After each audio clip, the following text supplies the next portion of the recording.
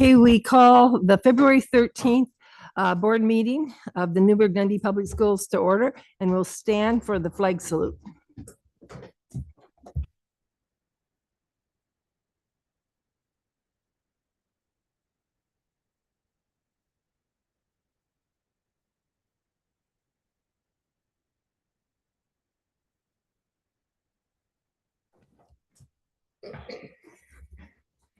Tonight we have executive session first, and for those citizens who are waiting, I would guess it'd probably be 6:30 or maybe later before we come back to public session, just for your information.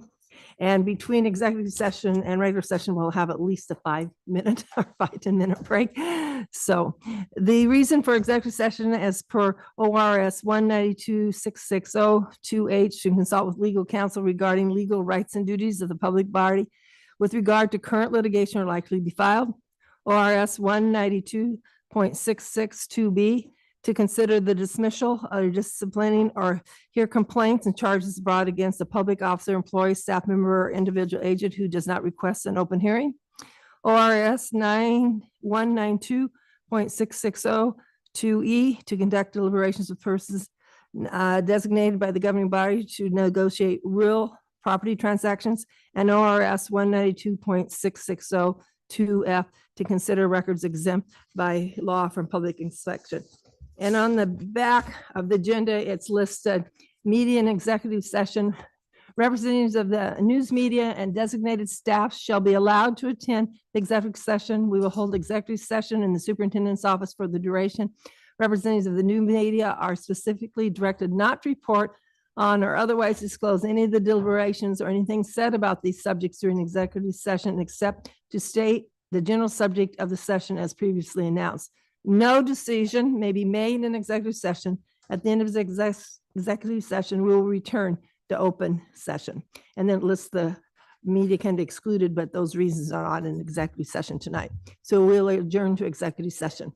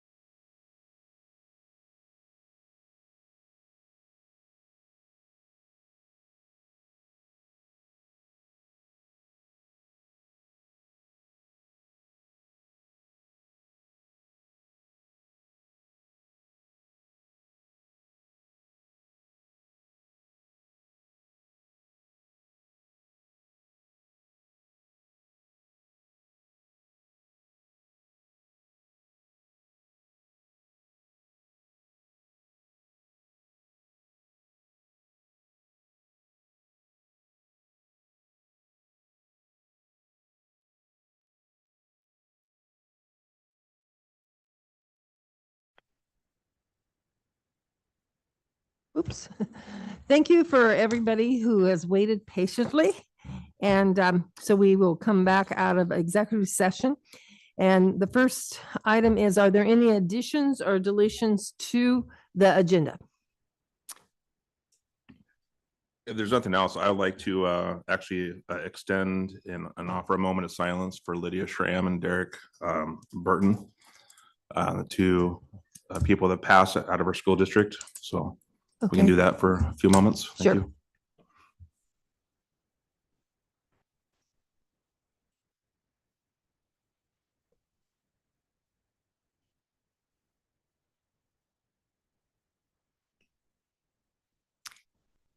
Thank you for making that suggestion, Jeremy. It's tough on staff when someone who's treasured is no longer with us, and it's tough on families when someone who's beloved. Are there any other additions or no? Okay. Consent agenda, new hires and resignations and board minutes, and then donations. And I always like to say, and they're printed out on the agenda, that the Bowler family, $3,000 for Catalyst Fab Lab, Roberta Simonson, $2,000 for Newburgh School District Christmas Smiles, Roberta Simonson, $2,000 for Dundee Elementary for outdoor school, and Nathan Goff for a smart board for 8th grade humanities. So we thank those people, especially for generous donations. Is there a motion to adopt the consent agenda? I noticed one silly thing. Okay. Just one of the motions says 2 yes when there's 3 votes for it. What are you talking about? On the minutes? Oh, on the Sorry, minutes? yeah. Oh, on the minutes. Okay. Do you know what page you're on? It's after 7. That's right before the 5-minute break, in between the contract discussions at the top of that page. It says 2 yes, but Woodward, Hayden, Bridges. Looks I like don't know if it's page 4. Apologize. Okay, so we could add a correction to the minutes. Okay. Any other additions or corrections to the minutes or anything? Thank you, Saul. If not, is there a motion to approve as corrected? I move that the Newburgh Dundee Public Schools Board of Directors approve the consent agenda as corrected. Is there a second? Second. All those in favor? Oppose? Okay, public forum, individuals who are on site are invited to come and we will read to them. Just as you know, our board policy is we have 30 minutes allotted for public comment, and people in person have first priority to speak. And each comment is limited to 3 minutes. And we want to be respectful of all speakers, and please refrain from clapping or making comments.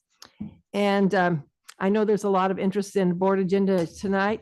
And just for people's information, the board has, if my counts correctly, received 33 written comments. So obviously they're not all going to be read tonight, and because that would, we'd be here very late. And so we will go ahead and read in the order of people submitted them. The first person to have comment is Susan Laughlin.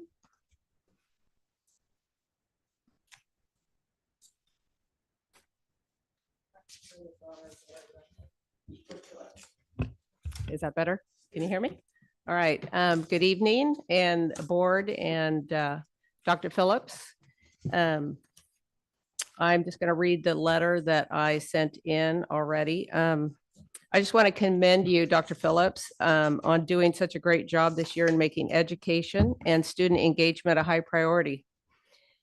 You have engaged the community at large with short videos on YouTube about who works for the school district as well as student activities. And I find that really interesting. I've been in education for 30 some years, and I did not see any other superintendent do that. So thank you for doing that for our district. You've fully embraced working with this new board as well as the old board from last year, and you have responded to every legitimate request they have made of you. You work well with every board member with no regard to their personal position of their political views. You have sat next to Chair Nancy and answered every question she has had regarding process, procedure, protocol, and facilitated on-the-job training and aiding her in the first few months so that she could be competent in this chair position. And I just thank you for that. And I'm really saddened and disappointed at the lack of respects that Nancy and Deb showed some of you board members last month with trying to push an agenda when you weren't even fully informed. And then you voted and said, no, we're going to put that off for later. And the discussion continued. So I commend you all for just saying we need more information and standing on that. And that's how boards should operate is with mutual respect. And if you try to blindside or bring something up, thank you for the other people bringing it back to where it should be, which is we need to talk about it at the next meeting, get more information. So thank you all for doing this job. It's amazing to me that you do this without pay and you come and you do a great job. So I just commend you and thank you, Dr. Phillips, for running our district right now. I appreciate it. Thank you. The next person is Shelley Kolb.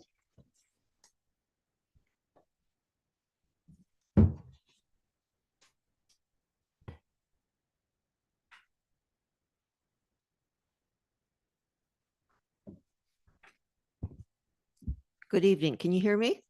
Okay. Since I was on the board last year, I want to address some of your questions concerning the motivation or the spirit behind Dr. Phillips' contract terms and why I believe they are fair and competitive as opposed to generous and excessive. My main goals were simple: Dr. Phillips' retention and the district's stability. These are especially important given the current shortage of competent, experienced superintendents with excellent track records like Dr. Phillips. For example, according to Krista Parent, Executive Director of the Coalition of Oregon School Administrators, Oregon and the country as a whole are in a crisis mode for school district leadership. The last several years have seen failed superintendent searches, 1 or 2 year interim leaders, and school districts struggling to maintain consistent leadership. She also says that salaries and benefits increase as school superintendents become harder to find, and that having constant change in the superintendent's office often leads to instability in a school district.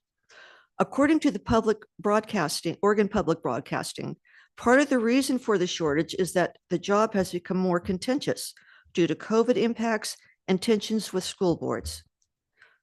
Also, Dr. Phillips' annual salary is competitive, as according to a recent national survey from the National School Superintendents Association, for districts comparable to our size, in the range of 3,000 to 5,000, we have about 4,300 students.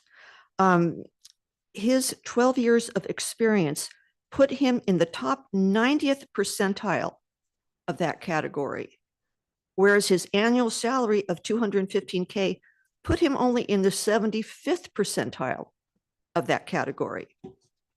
So his salary is more than fair, especially when you also consider his outstanding performance, as well as the talented executive team that he has recruited. Please also note that he has 3 children enrolled in our schools, which brings in approximately $30K annually to the district's budgets.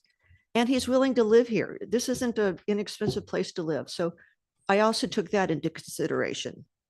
In closing, please help to retain Dr. Phillips by rewarding him with a competitive contract appropriate to his talent, commitment, and outstanding results. Thank you.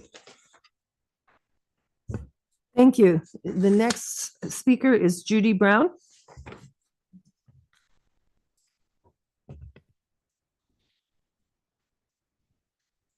Good evening. I have only 3 minutes, but I was just down at the legislature this afternoon. And so I called in and said, I really want to speak to you all tonight. You need to watch out for your jobs because your job is on the line. There's going to be, there's some House bills that are being put forward in the Senate right now that's going to take away your opportunity to represent the community. And so I would highly suggest that you look at the legislature and take a look at some of those bills, because our school boards are not going to be able to battle or be able to make some decisions for the students today, like these students. You're gonna have to give that away, and that's going to be detrimental to our students. It's going to be detrimental to our teachers too. And so I just wanted to come forth and share that with you tonight, because it's being down there are people after our kids. There are people after our kids. And they're there and they're down at the legislature with their power and their lobbyists. And I'm scared for our kids. I have grandkids that are coming up. And so I just FYI, take a look at some of that and please come together out there. Some of you have looked at and you've sued our family, you've sued the school board, you've done some things. Our community needs to come together. We may not agree on everything, but we need to come together and we need to come to the plate and be honest. And I'm so thankful that you guys, I know how much work it takes to be on the school board. I know how much work it takes to be a superintendent or assistant or a secretary or something else. It takes a lot of work. And it's all about those kids, every single one. And I want you to really think about that when you're making decisions tonight and as you move forward. So again, thank you so much for your work. Thank you. Lindsay Berkshire.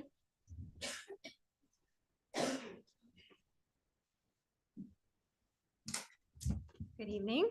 How is everybody? Board Chair Woodward, esteemed directors, Superintendent Phillips. My name is Lindsay Bershauer and my son is dual enrolled in the Newburgh-Dundee School District. He attends the district's online program for his core classes and in person for his electives. While professionally I serve as the chair of the Yamhill County Board of Commissioners, I am testifying as a parent in this district tonight. I have interacted with 4 different public school superintendents throughout my son's educational career. In Oregon specifically, I can tell you that none of them have risen to the level of professionalism and dedication that Dr. Phillips has shown my family. In our previous school district, there were issues happening not only within the school, but also concerns with the curriculum. The concerns rose to the level of needing to testify in front of the school board seeking answers. When we did so, the school board chair visibly rolled her eyes at me as I testified. I knew at that moment that if disrespect was so easily shown towards me, it would most definitely be shown towards the other parents sitting behind me.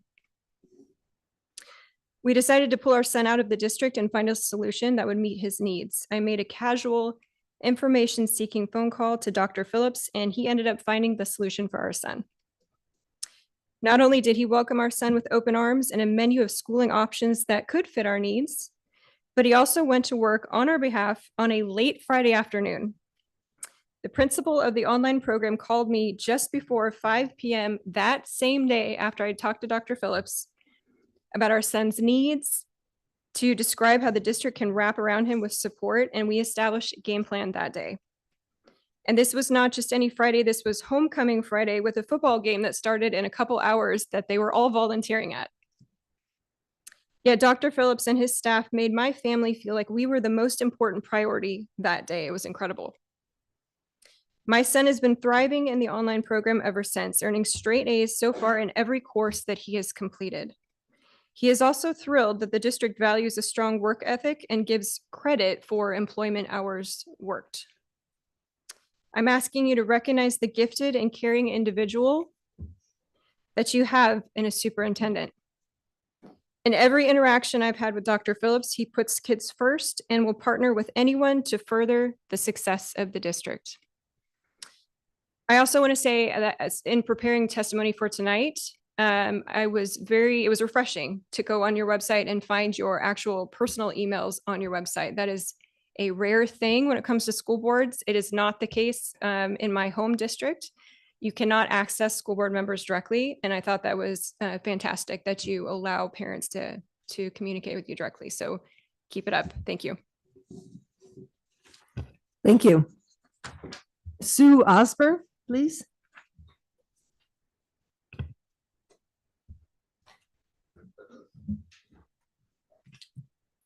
Hello, is that good?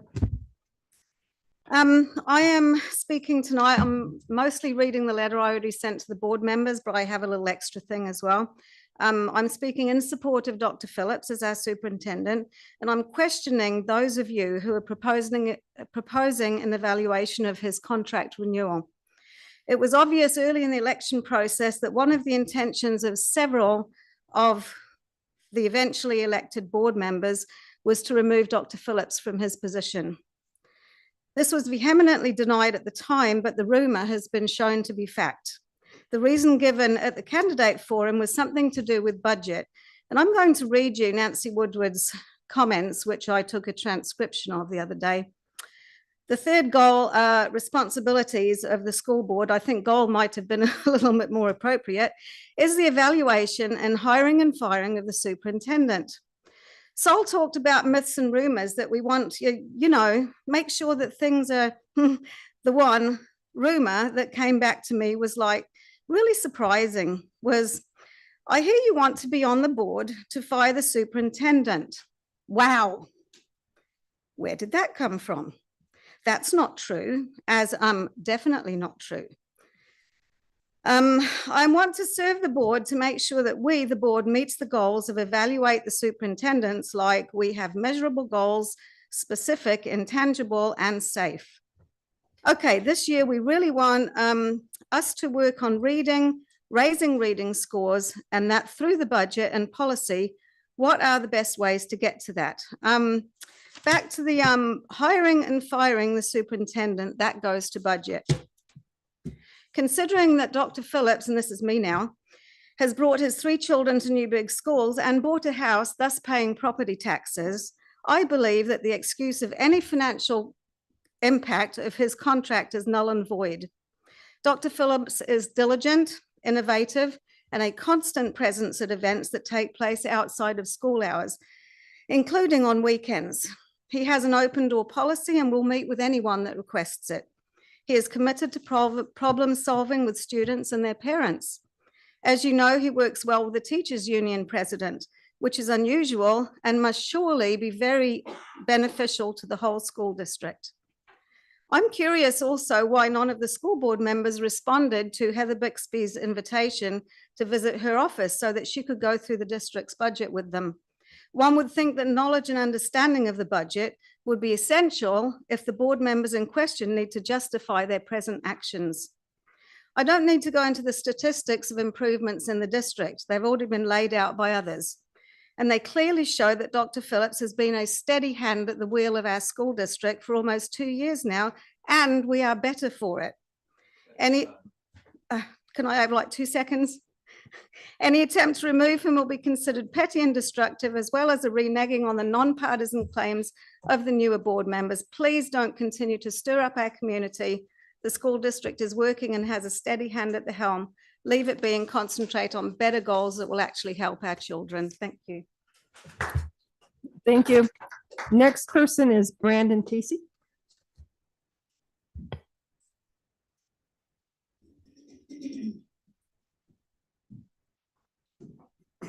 Okay, so I mean, first of all, I'm here to show my support for Dr. Phillips. I could go bullet point by bullet point on all the accomplishments that he's had and all the great things he's done, from graduation rates to English, math, to clean audits. But I think everybody's probably already done that.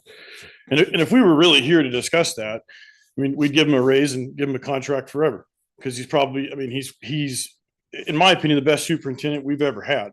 And I say this as somebody who would have loved to have seen this guy be a superintendent and do it from the right wing point of view. I'd have loved to have seen that, but that's not what he did, because that's not what a good superintendent does, right? They care about all students and they run it right down the middle, which is always what he's done.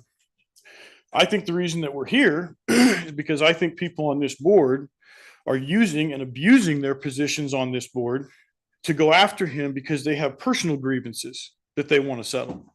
Has nothing to do with his job. You've got personal grievances. which is an abuse of your power, and you should not be on the board. If you're going after somebody, whether it's a superintendent, a parent, a teacher, or innocent children, or complicit in that, you probably shouldn't be on this board. And many of you stood up at Fox, which was already referenced, and said you had no intention on getting rid of Dr. Phillips. And we know that's a flat out lie. It's exactly what you were here to do. You don't have a reason for it. I mean, all of his accolades, they speak for themselves, right? But there's people that have personal grievances, and they're willing to abuse their positions on this board to settle those, right? And they're willing to do anything. We know what left-wing progressives do. They'll attack people, they'll attack teachers, they'll attack parents, they'll attack kids. And I've seen it done because I've seen it happen to my own kid. And those of you that stood up here before, when you were running and said that you had no intention on getting rid of Dr. Phillips, you flat out lied. And you should resign tonight because of it. And for those of you that are willing or complicit in going after children, should resign. Okay, you go after somebody's kids, that's a whole different world you're walking into. And here's what I can tell you is all these things are provable for those of you that are doing it. Okay, so anybody that's doing this and doesn't resign, I can tell you, I will personally make sure that I go out and get all the signatures we need to recall every single one of you that are doing this. I'll go to every door in this town to do it. Resign. Resign. Thank you. Brian Kaiser.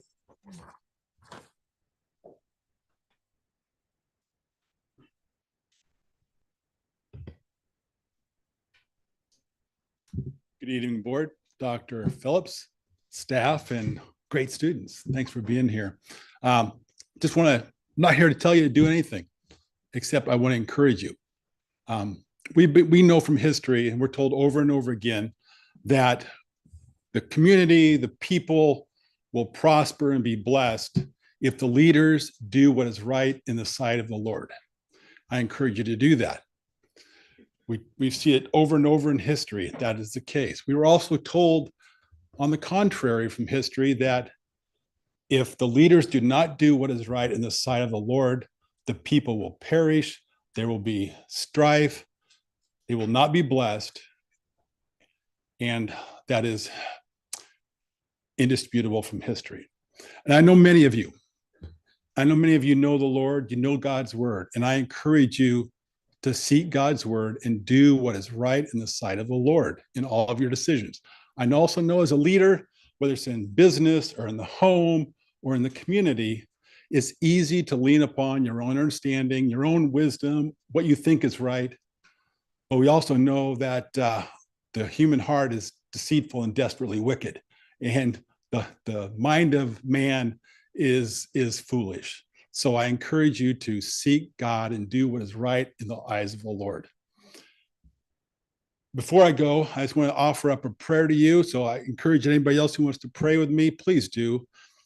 Heavenly Father, I thank you for Dr. Phillips and the board, these people who are seeking to lead our community. I pray, God, that you will give them wisdom. But more importantly, God, I pray that they will seek you for wisdom, God, the wisdom from above, and that our community will be blessed because of it. Encourage them, encourage our students and teachers. May you, God, may your glory and blessing rain down upon this community because we have leaders who seek you. I encourage you. I thank you, God, and I pray you bring encouragement to these people.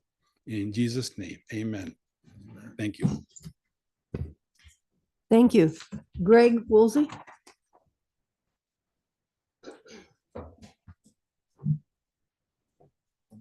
Yeah. Mhm.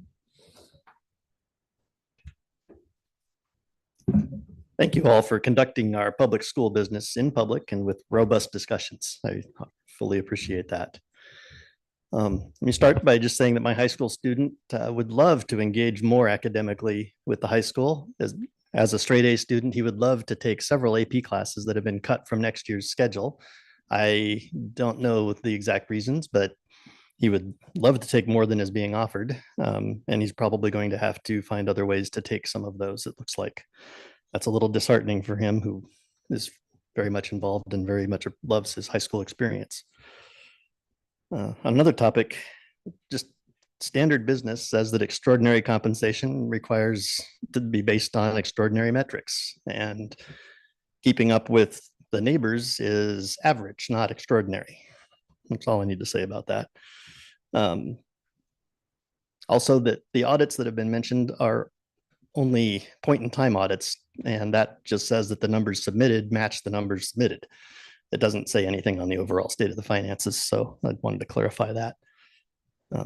And also, I would love if there was some public comment from the board about the objections filed by the board attorney that don't actually protect the board, but actually open the board up to more liability. And that doesn't make any sense to me. Why it would decrease the amount potentially reimbursed to the board and also increase the board's liability on another front. It seems counterproductive to the board's interests that the board's attorney would file that. Thank you. Thank you. Carly Barnett?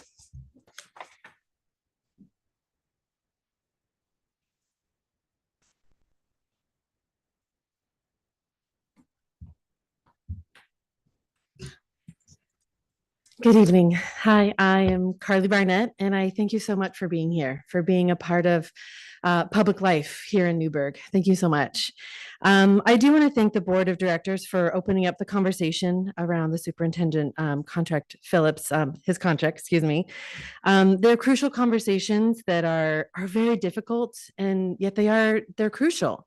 They're crucial to our community. They're crucial to see adults being able to have conversations together in public when you don't agree. And I think it's really healthy to have those conversations again in public. So thank you for that. From my point of view, again, it's just mine. It didn't really sound like there was much ill will, but being fiscally responsible.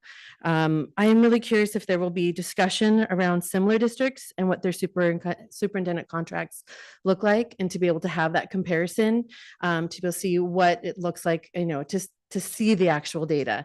There's a lot of, do your research, but I'd love to know what the research is out there. Again, thank you so much for having those crucial conversations, allowing us to be a part of the crucial conversations that you guys have in these public meetings. So thank you so very much for just opening up the conversation. Thank you. Thank you. Do you want to read one or two? Do we have time or? We have 7 minutes. Okay, I guess, see. So as chairperson said, I have a stack of 23, and I will read them in the order we received them. And when we hit the time limit, I guess we're done. All right, first one from Carrie Flo. Dear Newburgh Dundee School Board members, I am writing to you to voice my support of Dr. Phillips, who has been a wonderful asset to Newburgh Dundee Public Schools. He has shown himself to be a man of integrity and one that deeply cares for the welfare of students. Their test scores are up, and so is their interest and involvement in school activities. I have firsthand knowledge of this from the kids that live in my neighborhood. Also, as was noted at the last meeting, the budget is now in a good place. It would be foolish to do anything to undermine the job Dr. Phillips is doing. Let's stay the course. He's a good man. Sincere regards, Carrie Wolf. Next is from Chris Radel. And he writes, a federal judge ruled against your board. We, the people, have the right to know about our public servants. That's it. Next is Rachel Staley. Hi, my name is Rachel Staley. I am a Newburgh resident, local social worker, and foster parent. I am writing in regards to the conversation about the upcoming deadline to automatically extend Dr. Phillips's contract. I hope that you will consider not automatically extending the contract. The original contract given to Dr. Phillips was granted without public input or transparency from a board in which 4 board members have been found guilty of breaking public meeting law.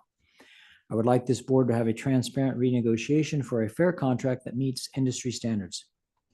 In the previous school board meetings, the process was not clear when or who gave legal input for the current contract. I am concerned that the potential lack of good process for the existing contract is not in the best interest of our students and talented staff. I ask the board to end the automatic rollover so there is time for the board to do the important work of transparent, ethical negotiations with community and legal input that is well documented. If Dr. Phillips decides he is not comfortable moving forward without automatic renewal, I am hopeful a transparent process for next steps is possible.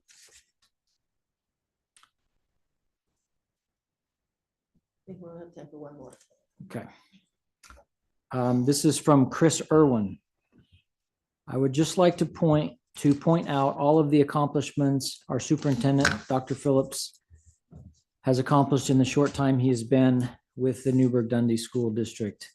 He recognized that our school bus service had numerous problems and was not getting our students to school and home again safely. He replaced that bus service, making sure the new company would be accountable to safely transport our students. Dr. Phillips was able to put into place a new competent and stable administrative staff. Consequently, our district had a greatly improved audit. Due to a new direction of our district, we had multiple applicants to fill all teacher and staff positions. Past applicants were very limited. The first year that Dr. Phillips was leading our school district, student achievement greatly increased, surpassing statewide averages. Student attendance was also increased. CT studies were also expanded, giving students additional opportunities to succeed. Changing our semester school year to trimesters was another change, giving our students some extra time to become proficient in a subject. Dr. Phillips and his family have bought a home in Newburgh and plan to be part of this community. Since their children attend Newburgh Public Schools, they are providing income to our district. He has joined Newburgh Early Birds Rotary Club, participating in community projects such as food basket and gift distribution at Christmas, Beyond Backpacks, Newburgh Summerfest, to name a few. It is very disappointing that our new school board members have taken such aim at our superintendent after his outstanding reviews and how they wanted to support and work with him, stating this view at their first board meeting. I'm sure if you've heard the phrase, you get what you pay for. Dr. Stephen Phillips is an asset to our school district and community. We don't want to lose what we have in his leadership. Thank everybody for their public comments and also for those who weren't read. As board members, we received them all, and thank you for the input. I think it's always good to hear from citizens and that you take the time to express your concerns. So we will go to the agenda now. We have a report, a principal presentation from Edwards, Nicole Love.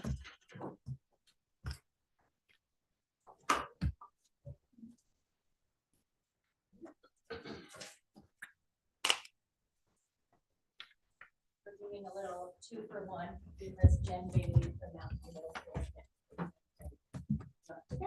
Since you weren't on the mic when you said that, Jennifer Bailey from Mountain View Middle School is going to join in with the Edwards. So they're doing 2-for-1. So thank you. Yes. Welcome. Okay, so we luckily are here tonight and I feed into Mountain View Middle School. So it's kind of nice that we're presenting together. Just a couple of highlights that we want to talk about. I think you have those in your board packet. This year, so we are a dual language school. We have 4 classrooms per grade level. 2 of those are dual language Spanish and 2 of them are English medium. And so we have brought in addition to our regular Title I family nights where we invite our families into the school for different events, we have every month a dual language family night. And so one of our staff members, our dual language coach, Liz Fodge, is the one who has planned those events, and our EVO, our parent group, has partnered with her. And those have been really successful. It's just been nice to have families in and learn about the program. And that's something that feeds into Mountain View Middle School and then into the high school. And then another highlight is our 2 new buildings. Last year was, we were in one building with no cafeteria, no kitchen. And this year we have finally spread out. We have a 3-building campus now. We have a north building that has 2 music rooms, kitchen, cafeteria, the welcome center that was in district office is now over there. And we have a south building with counselor, 2 counselor offices and our 5th grade classrooms. And we can actually spread out in the main building. And there were many upgrades to that. So just thank you again to community for approving that bond. So it was a huge build for Edwards.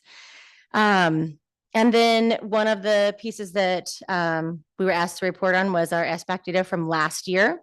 And so under the data part, if you scoot down to the areas for improvement, I also put what some of our projections, what we're hoping to improve, and kind of how I went about that was just looking at what percentage of students were in well below and nearly proficient, and then just pulling in a small percentage of each of those to bump up into the category. So you can kind of see where we were and where we're hoping to go. And some of the work that we've done to hopefully get our students ready is working with our teaching and learning department. We have 2 TOSAs, Dawn Reed and Pam Mears, and they have worked with our teachers in 3rd, 4th, and 5th grade. And just on the interim assessments, getting kids ready for what do those test items look like so that they're prepared and ready for that assessment. And then the last part of areas for improvement, in addition to our SBAC data, we've been a new shift on attendance, because we can do all the things under the sun, but if the kids aren't in the classroom, they miss that opportunity to learn. So we have had a huge dip since schools were closed in attendance. And so just between our counselors, myself and our assistant principal and secretaries, just trying to focus on how do we help parents understand what missing school really means and how that really impacts kids. And then what are some ways that we can support families in getting their kids to school. I don't know if we want to do questions or go to middle school. Go ahead and do questions maybe. I'm sorry if I missed it. What is Dibbles? Sorry, that is it's the dynamic indicators of basic early literacy skills. It's one of the screeners that we use at K-5 for, it's how do we, like a little dipstick on kids, how are they in meeting what the expectations are for kids to be on track to be readers. There isn't really, we look at the SBAC data for 3rd, 4th, and 5th, but for K2, we don't have that. So it's just something in the elementary world, it is something that is very important in addition to SBAC data. And so that just gives us some indicators for our students that are on track to be proficient readers. Any further questions? Okay, we'll hear about Mountain View Middle School, please. Good job. Good evening. I'm Jen Bailey, the principal at Mountain View Middle School. What you have in front of you, 2 big highlights this year. One, definitely being the bond and committee work.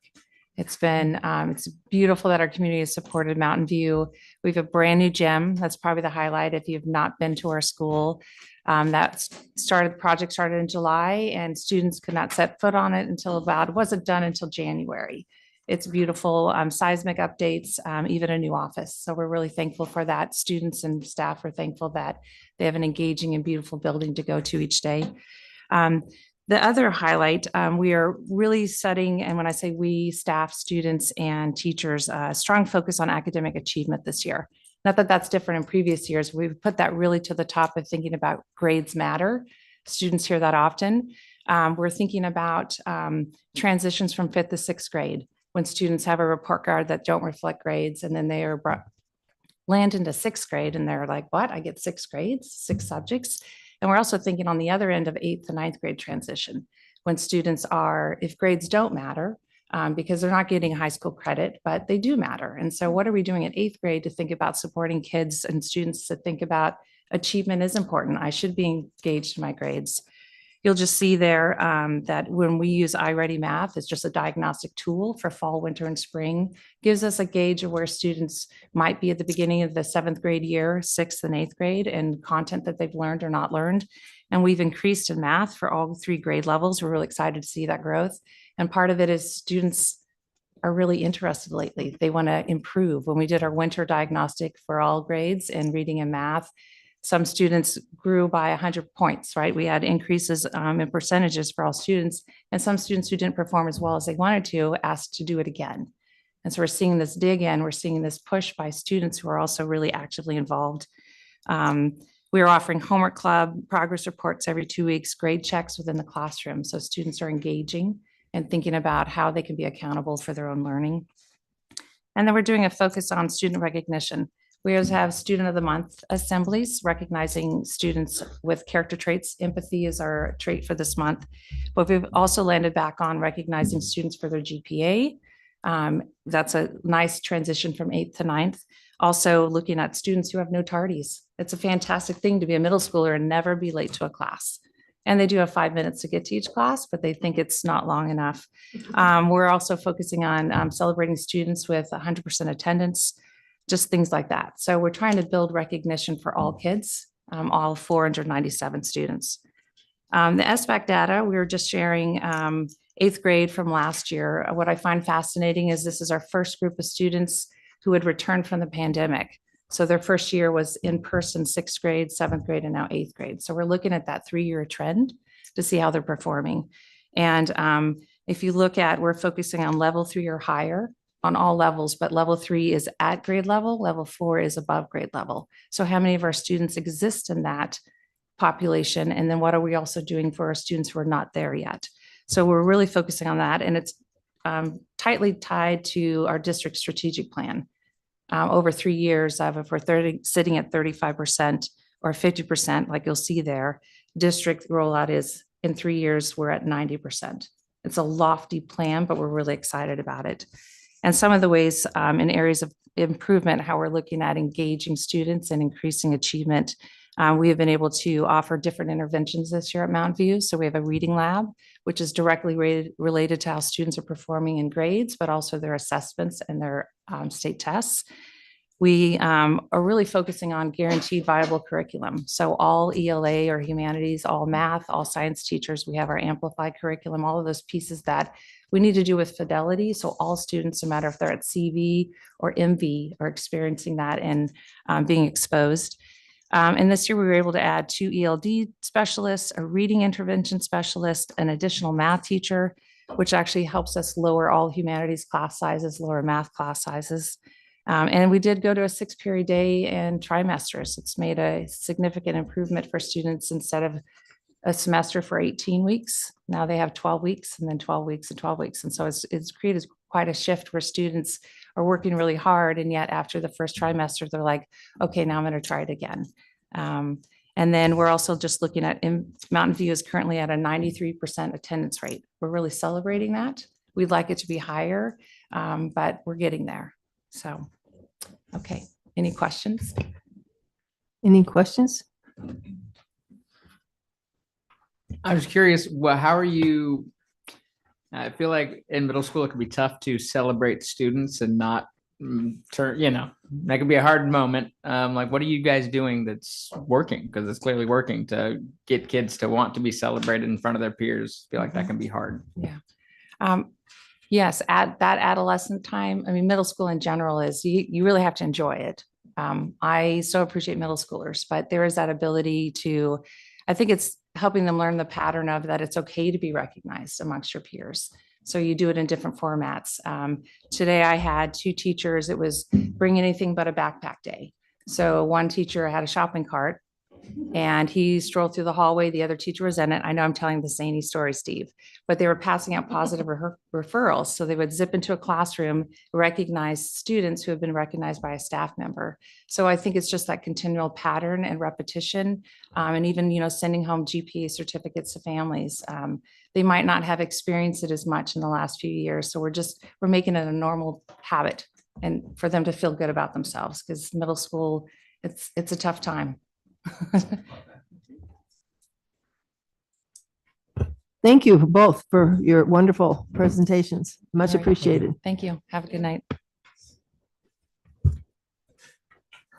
Tammy Aaron is going to talk about Newburgh High School graduation requirements and pathways, state diploma changes.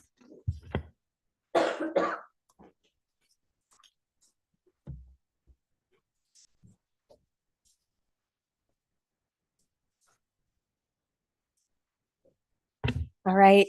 Thanks for letting us be here. Jillian is with me as well. We just wanted to take a moment to share with the board. This doesn't have to do with a particular policy, but it has to do with the AR. So we're making some recommendations to Dr. Phillips for some verbiage changes to align with the board policy as it currently stands. So I'm going to kick it over to Jillian first because it has a lot to do with some of our second language and language learners and the ability to meet proficiency. So one of the first points that we'd like to discuss is the AR actually doesn't match the policy. So we made some updates to the AR language itself. And in some of the recommendation that you will see tonight, we are recommending the transition from requiring 2 years of world language to having that requirement be changed to including applied arts, CTE, and world languages. So that's one of the changes that is recommended to the overall. I think that was originally in the top paragraph of the AR. And then as you move down to point number 1, we've simplified this language. So currently any student who is working to acquire language in Newburgh Dundee schools is taking the ELPA, the English Language Proficiency Assessment.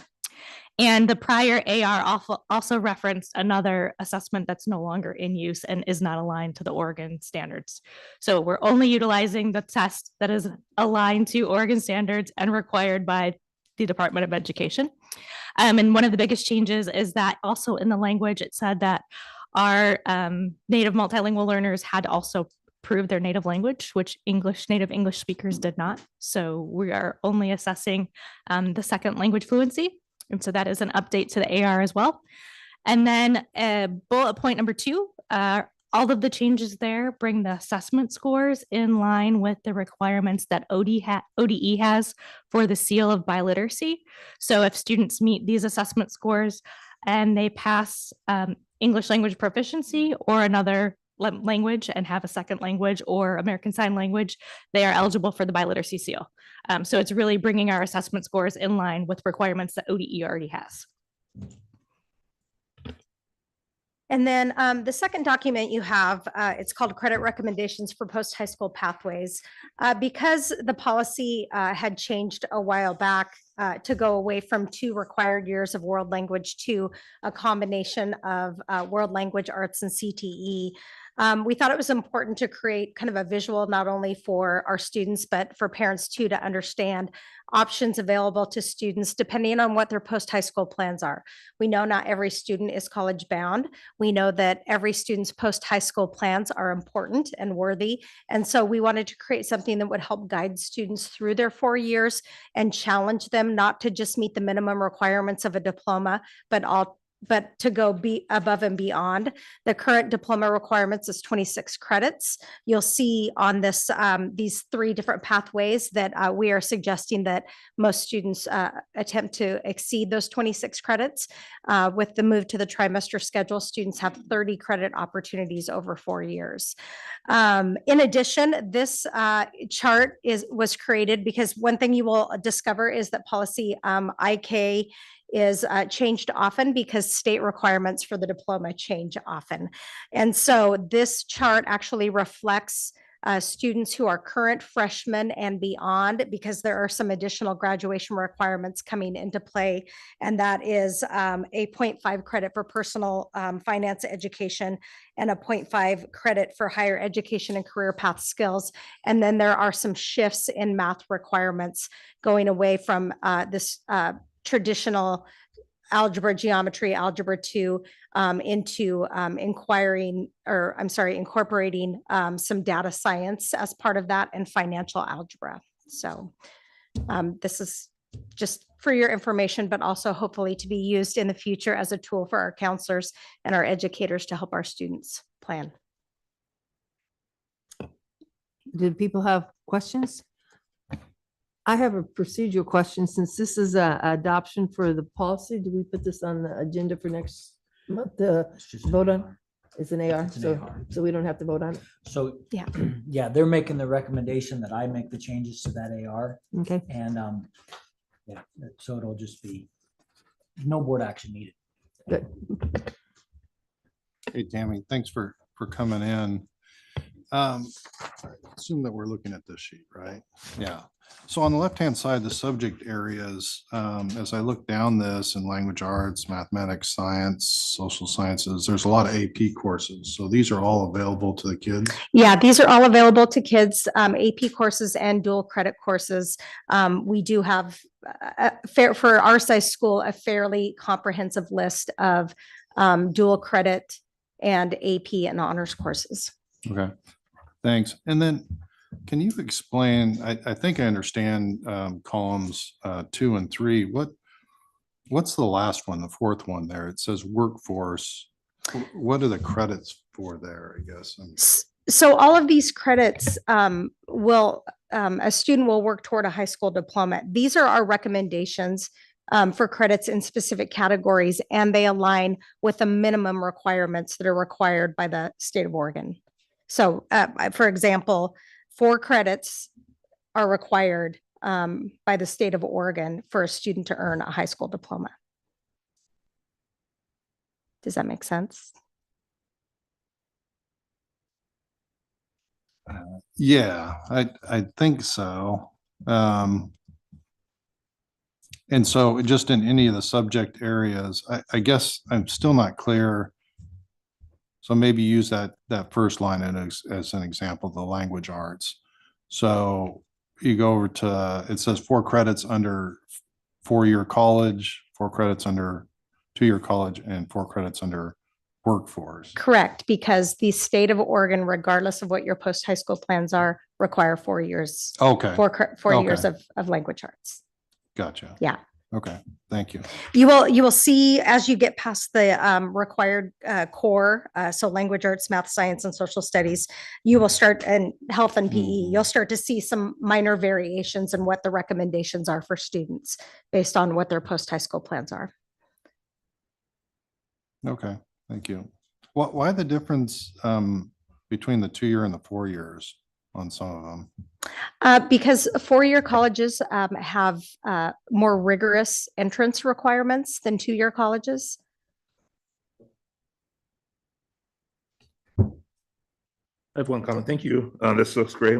I have more, the comment or question I have is actually more, I'm confused. We have 2 pieces of paper that are roughly the same, except one has additional subnotes, you know, the 1 and 2 at the bottom versus the other one's 1.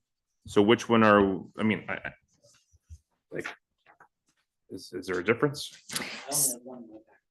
Well, there's one that was on top and there's one in the packet when the pack was on my desk, so I didn't know.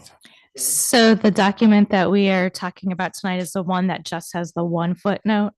In the editing process, I failed to remove one of the footnotes. That footnote that was removed was applicable to the old assessment that ODE no longer recognizes. So the other footnote that was removed was about the lost links assessment, and it was just simply, we don't administer it. Thank you. Appreciate it. If there are no further questions, thank you both very much for your information. Heather Bixby, January expenditures and revenue report, please. So we're still on track. I don't have any concerns with expenditures or with revenues for this year. It's pretty standard. We're kind of right in the middle of the year and we're in a good spot. And does anybody have any questions for Heather about the expenditures? Okay, if not, the next one is nutrition services, CEP for all schools. And I'd like to say a huge thank you that Dr. Phillips sent out for Charlene Richlick, nutrition services and administrative assistant and her team. She worked with Tanya Penninger, Jenny Elias, and Shyla Jasper to get certifications for CEP, which is Community Eligibility Program for every student in the Newburgh Dundee School District to get free meals for the next 4 years, and to Heather Bixby for your work on this. Okay, so I just want to kind of give you a kind of a little overview of how we did this. And there were some changes in the state of Oregon allowing us to claim Medicaid students and being able to use those in our CEP numbers. There was also a federal requirement that lowered the percentage of kids the poverty percentage of kids in a school. And that allowed Oregon to have an exception so that we could do a mid-year certification for CEP. So the process was cleaning up data that was in our nutrition services program. It had some old charts in it for income guidelines. Once we realized that, we worked with the vendor who provides that software. We were able to get all those tables updated. We were able to get all of our eligibility students from the state of Oregon and compare them with what we had in our accounting software for food service. Once we had all the names tied together for who was eligible and who wasn't eligible, we found that we could combine all of our schools into different groups, and we could qualify 100% of the students for Newburgh-Dundee Public Schools. So that was not something that had ever been done in this district before by grouping the schools together. And so that was it was really good to be able to look at all the data and figure out how can we help every student and not just some students. So it was quite a interesting process. When we were done, we thought we were going to be able to go live with that effective February 1st. And the state actually told us if we wanted to, we could backdate to January 1st. So we decided to take on the extra work of issuing refunds for January and make it beneficial to our families going forward from January 1 instead of February 1. So it's a pretty big accomplishment. So Congratulations. A lot of hard work. thank you. Thank you for doing that. Thank you. Any further things? Survey results. Survey was sent out last month about the calendar and start times. Dr. Phillips? Before I jump into this, thanks again to Heather, Charlene, and the team that the next 4 years, free lunch, free food for our kids is going to be a big difference for a lot of families. So I appreciate all your work. Survey. We had over 1,300 responses, which we thought was a really solid number. 65%, by far the biggest voting block were parents and guardians. The next largest voting block came from our elementary staff. And then the third were high school students. So that's nice to hear from them. And then the other groups that kind of filled out the end were middle school employees, high school employees, district office employees, and middle school students. So the first question we asked was, would you like the first day of school to fall before or after Labor Day? So do you want to start in August, basically, or do you want to continue to start after Labor Day? The results were just about 70% said, let's keep it the same. We start after Labor Day, with about an even 15-15 saying, nah, let's start before Labor Day, and then I don't really care. So it's fairly overwhelming. Stick with after Labor Day. The next question was, do you want to continue having a full week off for Thanksgiving or just part of the week? Almost 60% said, I like the full week off. 23% said, nah, I want my kids to go to school a little bit that week. And then 19% said, I don't care. Next one, do you like late start Wednesday, or would you like every day to start at the same time? So currently, late start Wednesday means kids show up an hour later across the district. 58.4% said, I like late start Wednesday. So let's keep it. 24% said, no, I want it all 5 days starting at the same time.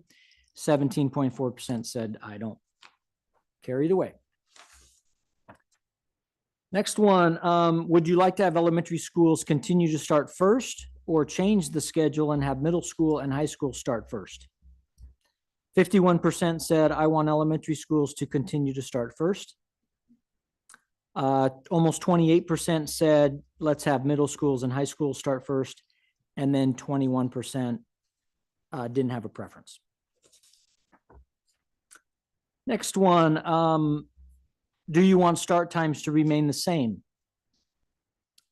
53% said, yeah, I want them to keep the same. 47% said, no, I want everything to be bumped 15 minutes. Everything starts 15 minutes later. And then I think it's the last question was, what do you think of this year's start times? I do not like them, or I like them, or I don't care. Interesting enough, 38% do not like them. 38.5% say I like them.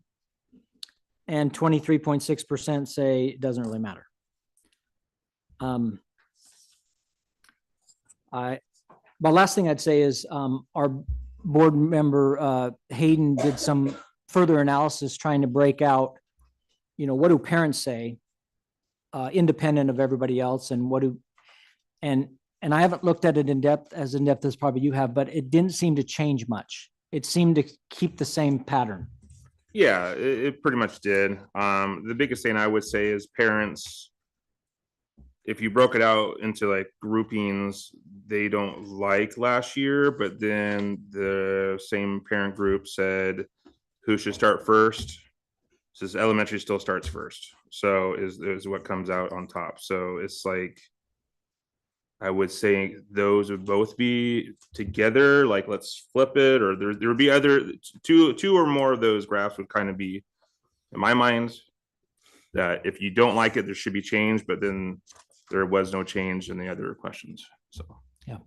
Okay. Thank you. Any questions from the board? I don't have a question. One of the things I did is I took the time, wasn't in the public, but the board members got it.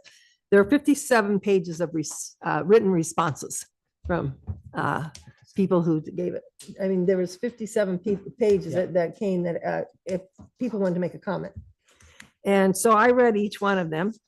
And one of the interesting ones is, I have many additional comments with little or no confidence that anyone is actually reading or taking time into consideration. But here I go. That was on page 53 of the comments. I did read it. I want this person to know that I did read it. And I think it's important. I find that the comments are probably more, people who take the time to make comments have stronger opinions than people who don't. And after reading all of the comments, I didn't, like tally them, but my kind of, as I tried to think about most of the comments that I had there, the one that came to the forefront was the start time for elementary students. There were many concerns about safety for kids in the dark. There were many comments that I would guess from teachers about students arriving later, and upon some parents about their being tired from lack of sleep, and concerns about parents and teachers that the students weren't engaged that early in class, like they lose 30 minutes of time because the kids aren't ready to learn that early. They call, a lot of them said the littles. And so anyway, I just thought I'd make that comment. I don't know how it'll affect any decisions, but I want to thank everybody who completed the survey, and especially those who added comments.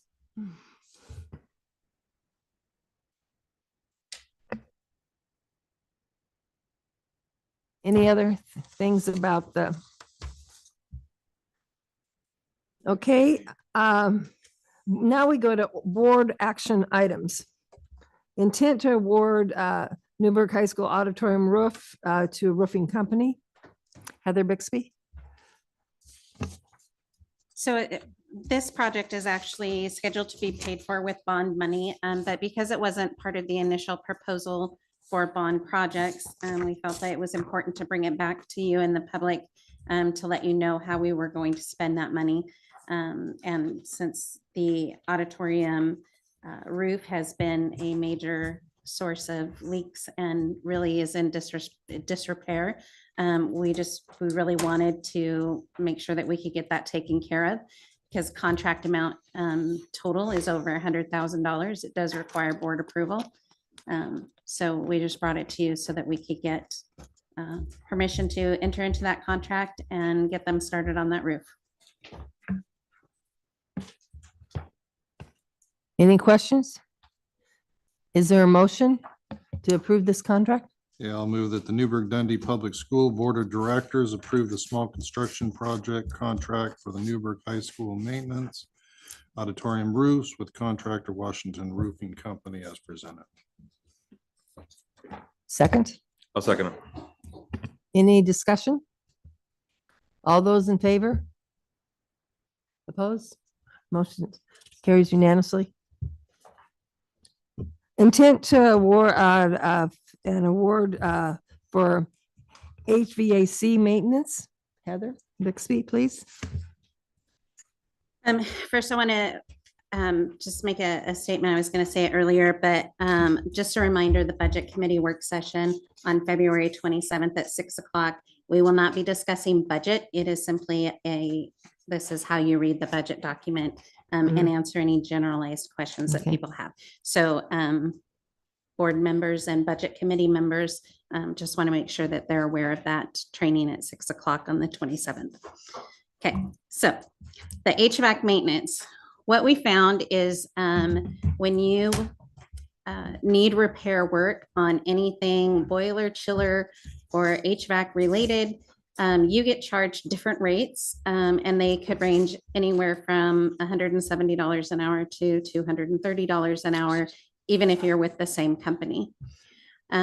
We needed to get our systems, since there's been a lot of new things put in with the bond, we needed to get into a maintenance schedule so that we're doing preventative maintenance instead of always reacting to emergencies.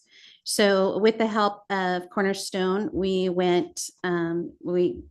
Mary Dolan actually put together a RFP for us, and we went out to bid.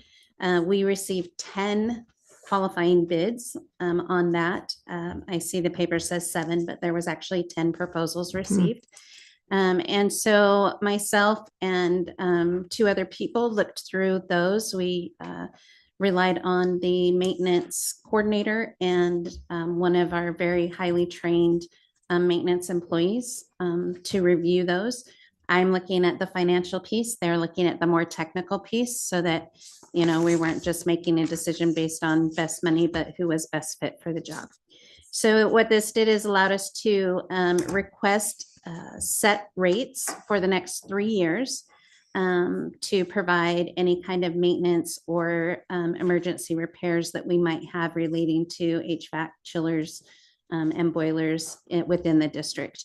And after doing all that, we sent out a notice for an intent to award that to HMS Commercial, and they've done a lot of work for us as it is. They're typically who we call because they have a really great response time. So in your packet, I included a copy of the scoring sheet so that you could see how each company ranked. And basically, we don't have the actual contract for you to review, but we wanted you to be aware and kind of get your blessing to move forward with a 3-year contract with HMS based on the data that we collected during the RFP process. I have a question. With HMS, based on scoring, yeah, it looks like they're definitely a clear winner. Does this fall within our normal budgets kind of line item? And does this cause any concern from a budgetary standpoint? So that's definitely your lens here if we award them with the contract. It actually makes it easier for us to budget because we have a set rate now that we would be charged for the next 3 years. And the markup on materials is limited as part of that agreement as well. So there's no fluctuation now in pricing that we get. Instead of some projects, you know, you have a 6-hour project that maybe took you maybe cost us $3,000, but if you had that same thing done the next week, then maybe that same project would have cost us $6,000. So it actually makes it easier for us to budget expenditures because we can get an estimate from them on what the maintenance costs are going to be and the time that will take to do the maintenance, so we can budget specifically for that. there's very little time left in the rest of this year, but we noticed that we were spending a lot of money in HVAC maintenance. And so that was one of the reasons why we thought if we could get a contractor tied in at a lower rate for a longer period of time, it would be beneficial to the district. Thank you. Yep. So we would like to start this contract the 1st of March. Are there any other questions? Is there a motion to approve this?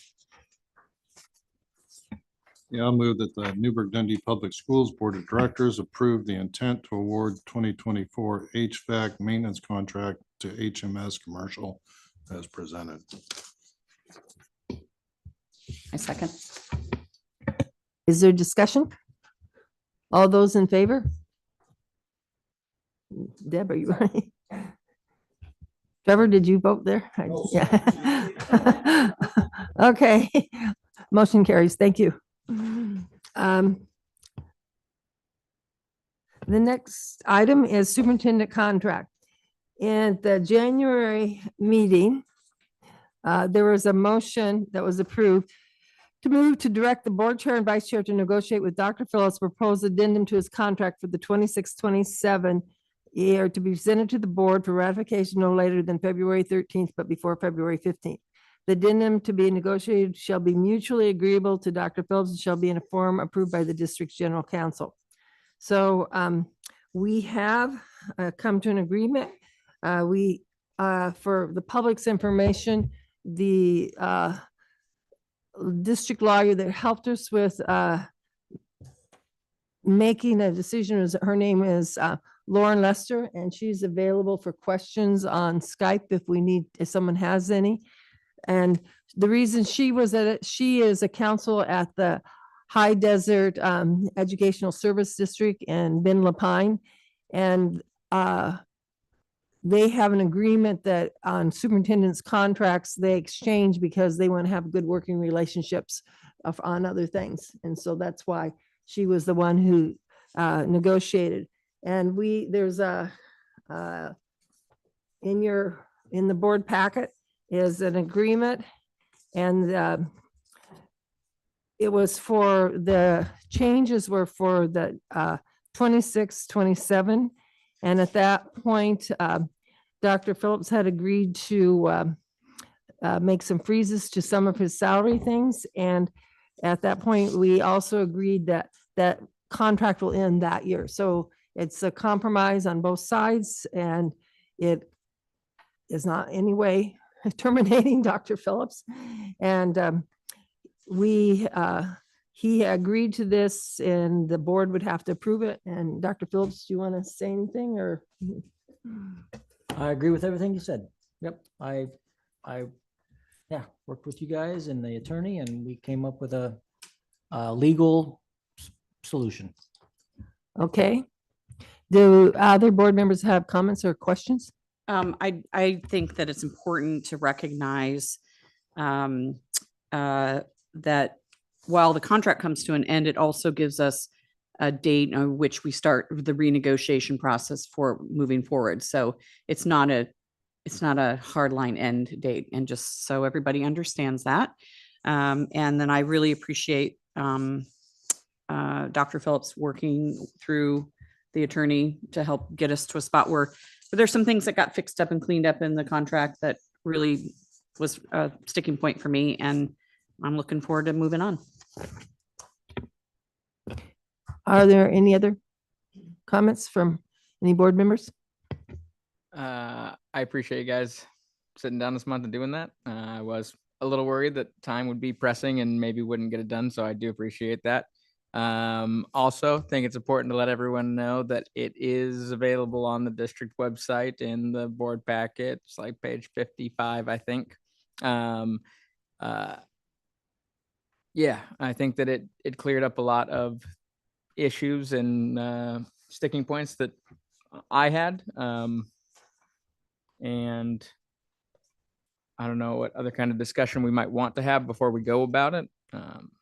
But I think it's important that we address the elephant in the room, that we're working to make this right, because of all of the things that we had talked about last meeting, that this is a contract conversation and not any kind of performance issue.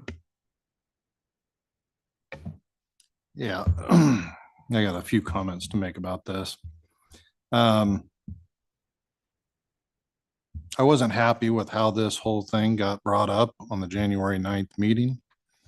I believe I said it in that meeting that I felt like we had a gun against, up against Dr. Phillips' head, holding him hostage because of the extension of his current contract. The other thing that bothered me about it, and it kind of stirred up the public, was that there were some comments made that in hindsight weren't true. And that's regrettable to me. There was data thrown out there about surrounding superintendent salaries. In hindsight, I think that was old data.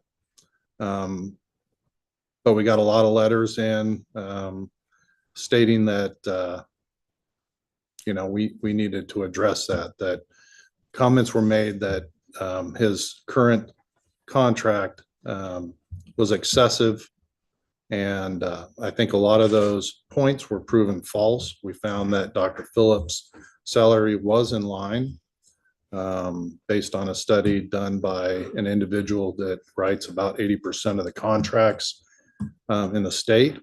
So I just want people to know that we've got to be very careful when we make statements of fact, that they're backed up by actual fact, and that we don't work up the community in so doing.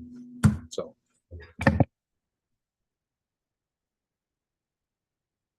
Are we able to get that document out on as well? Just in terms of quelling those kinds of concerns that I think won't stop necessarily, because I agree with some of the things that you said, but at the same time, like it's not average. It wasn't average on some of the sticking points that were talked about that I had issues with. And so I think that it goes along with what you're saying, that to generalize that kind of issue, like I believe that there were serious concerns that we needed to address, and to say that everything was in line is not, I just think it would be nice to show those pieces of information so that it's not this he said, she said, that we can have just, there are lines where, yes, this made a lot of sense, and there are places where these concerns are serious. Yeah, I would agree with you on that. My point was more on his salary as opposed to some of the other points that were brought up. And, you can go back and look at the video, YouTube, on last month's comments that I made. So I don't agree that it didn't disagree that some of the things could be addressed. But some comments were made that I think kind of stirred up the public unnecessarily. I was just going to say, I appreciate that everyone's willingness to work on it. Dr. Phillips, Deb, Nancy, and with the legal counsel to clean up some of the things too that legal had some issues with. So, and just, finding out that this one, I'm glad that not only did you guys all come to a conclusion or an agreement, that it passed legal muster as well. So just kind of keeps that liability down too for everyone involved, including yourself. So really appreciate everyone's cooperation on that. So Saul, is your question, can the document that Dr. Phillips shared with the board from Mr. Shields should be shared public? Is that your question? I can sure find out. I would think so, but let me find out and then we can do it. And I mean, it feels like that was a big part of a lot of public comment. I mean, we got a lot of emails, a lot of people who had issues with different parts, either even having the conversation or not. But I think that it is almost reassuring all around to see the numbers, and then to see what we're trying to do, and with your help, what we were able to do with the contract in this addendum. And I think it would be a nice thing for everyone to rest assured that we're working as a board here to do what's in the best interest of students, our budget, the community. Make that clear. I think it's kind of what they told us in school to show our work. I think that would help. So just kind of shows school board, right? I gotta make the dad joke. I'm sorry. Yeah, I would agree, because I mean, I'm probably the one of the biggest voices last time about numbers. I'm still concerned with a couple of things, but not as concerned as I was because of this information that was presented from this private person that does contracts and takes in the data. In general, Dr. Phillips is a little high on some. He's second in the 10 comparative districts on something, and he's on the bottom level of some other ones. So there's some wins and takes on it. In general, there's still things that I guess just also the wins and losses of the contract and negotiation. I appreciate everybody's time and willingness to go through that. Am I gonna die on the cross for some of them? No, but I do appreciate that some of the wins are mutual and get us to more, what do I want to say? Gets more on path to being in the boundaries of Oregon law too, or around Oregon contract law. And that would be my biggest sticking point at this point. So. Of course. Thanks, everybody. And I would like to say I worked with Lauren Lester from High Desert a lot. Frankly, a lot more than with Deb and Nancy. And they worked with her a lot more than working, right? So we used her as a mediator and she was great. So if she's listening, thank you. She was, she was easy to work with, very intelligent. And I don't know if I enjoyed the process, but it went pretty well. She's great. So I appreciate that. I just also wanted to say thank you to all the members of the public here on all sides of the issue. I know I took emails and phone calls myself, met with people. Passions ran high, but I also think that it was very important that this process had a lot of public input, and it was very important for me to hear from everyone, and just appreciate that, not just tonight, but tonight and ever since that we got a lot of public input on this. And just wanted to point that out. So just thank you to the public for their input on this process. Are we ready for a motion? I'll move that the Newburgh-Dundee Public School Board of Directors approve the addendum amending Superintendent Stephen Phillips's contract as presented. Is there a second? I'll second. Is there further discussion? All those in favor? Opposed? Abstain? Okay, the contract addendum passes. The next board action is delegation of authority pending litigation. And this is in the board pack.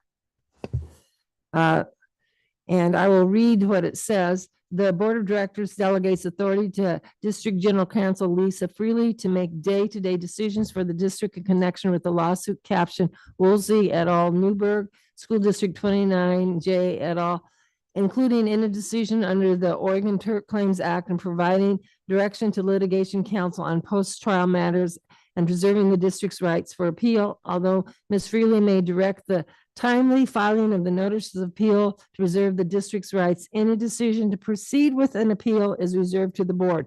Additionally, any decision to settle the litigation is reserved to the board. Ms. Freely is directed to provide regular updates to the board chair and the entire board on a quarterly basis. Is there any comment or discussion about this? If not, is there a motion?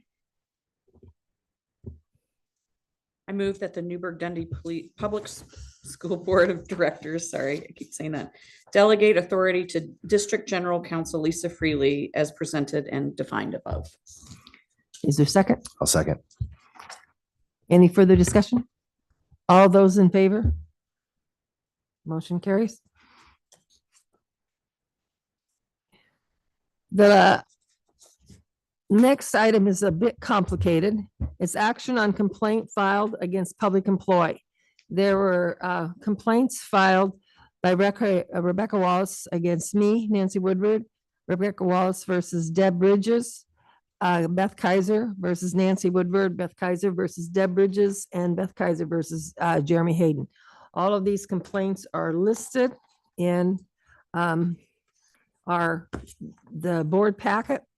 And just for your information, the procedure, we've been given counsel and by the WEC attorney that each of the complaints need to be handled separately. And there are 3 options for each complaint. 1, you can accept the complaint. 2, you can decide the complaint needs to be investigated and hire an outside investigator. 3, the board can vote to dismiss the complaint. And in any of those decisions, within 20 days, somebody needs to, in writing, tell the complaints what the decision is.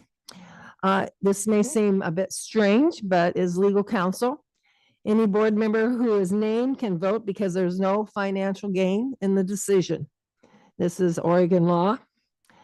And so the advice we were given is we will take turns chairing the meeting. I will chair the complaints against Deb Bridges and Jeremy Hayden, and then I will vice chair. Deb Bridges will share complaints against me. Are there any questions from board members about this? Okay. So I have the complaints here. I will do the first one against Deb Bridges from Rebecca Wallace. The nature of the complaint is Nancy Woodward and Deb Bridges were in violation of several board policies and 2 board governance documents, of which were outlined in the attached document. One was that there was a motion that was not in the board packet. That's one of the complaints. And the other was that we weren't following some of the governance things that we had agreed upon. And they were concerned about the 4th motion and in violation of the governances. And then the board chair and vice chair need to be held accountable. This is a resolution to higher standard. They're supposed to be leading the entire board. Public censure of their actions would be appropriate, and any further outcomes requested by the fellow board members. So this is the complaint of Rebecca Wallace against Deb Bridges. Are there any comments? Anybody want to make any statements? Yeah, I'm just going to point out some of the basis of this is about the 4th motion being brought in there. Obviously, I was one of the ones that was surprised by that. But as you know, we discussed with legal counsel, and we've looked through all this. That's not a violation of any law or any ethical thing. We are allowed to add agenda items last minute. We are allowed to add motions. The final motion that passed was added that night. That wasn't a pre-made motion. The only thing we're required to do is show the general nature of what we're going to discuss that night. And we were told that any board member as an elected official can bring any item or motion as a part of our duties. So the majority of the basis of this complaint has no legal merit. Any other comments? The only thing I'd say is that 4th motion, I provided the motion twice. Ironically, the first time, neither of them voted for it. And I think I got director over here to pass it, I believe, after it was clear that we were going to have a long stalemate. So just the idea that this was a hidden agenda to do something, I think that they're voting no on it shows that this was more of a something that legal counsel said that would be a good idea. I just think that's important to note. Also, just another factual thing. It looks like, and it might be reading this incorrectly, but the public records request that was done by this individual showed that I think the final motion that was provided on the January 9th meeting came to the chair on the January 9th meeting, the final, and like I said, I could be reading that wrong, but that looks like that would show that there's not some conspiracy to have this much before. So it just looks like both the legal and factual basis for the majority is just not there. I will also make one other point, and I think it's actually going to be for both complaints, that they are citing a complaint or a procedure in an AR that's no longer within our government or governance over our school board. Those were probably live at one point, but they are no longer something that is part of our governing procedures at this point. I think one other thing I just want to say outside of the actual factual legal basis is, I'll just be honest, obviously I was frustrated last board meeting as well.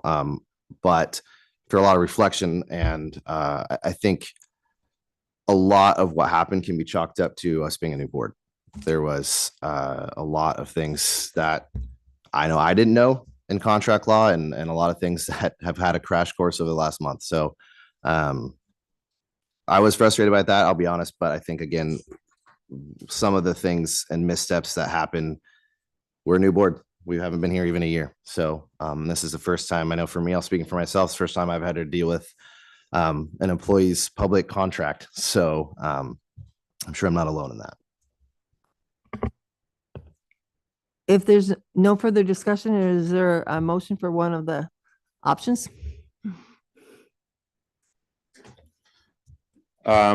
See, this is about Rebecca Wallace's one. Yes, this is okay? the Deb Bridges Right, well, was yes, but okay. against Rebecca. So I Wallace. move that the Newburgh Dundee Public School Board of Directors dismiss the complaint filed by Rebecca Wallace against Deb Bridges.